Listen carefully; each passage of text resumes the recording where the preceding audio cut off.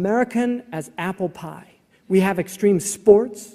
We jump off buildings, with bungee ropes and things. We have extreme eating. We had a woman die recently in a water drinking contest. We have hot dog contests where they eat 150 hot dogs. People from Egypt would never do that. We have extreme music. They used our music to torture people at Guantanamo Bay. Seriously, they used it to torture. In fact, the heavy metal bands actually protested against their music being used as torture.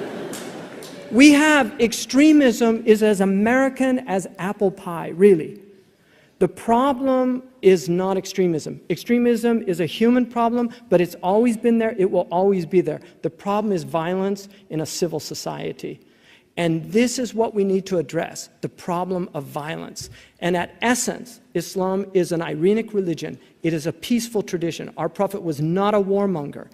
He did not like war. He disdained war. He said, never hope to meet your enemies. But if you're forced to meet them, be brave in the battlefield. He prohibited the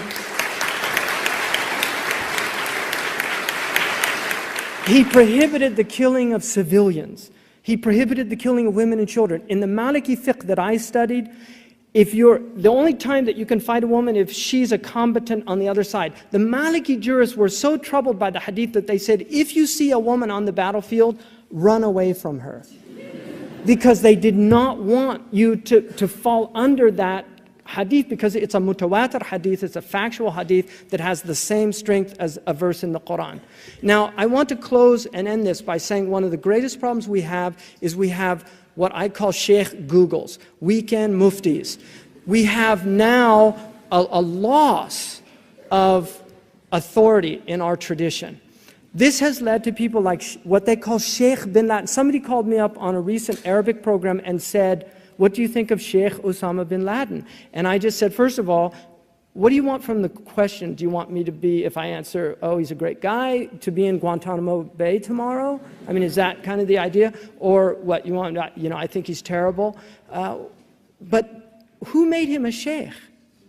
Really, who made Shaykh Osama bin Laden a sheikh? Osama bin Laden is an accountant.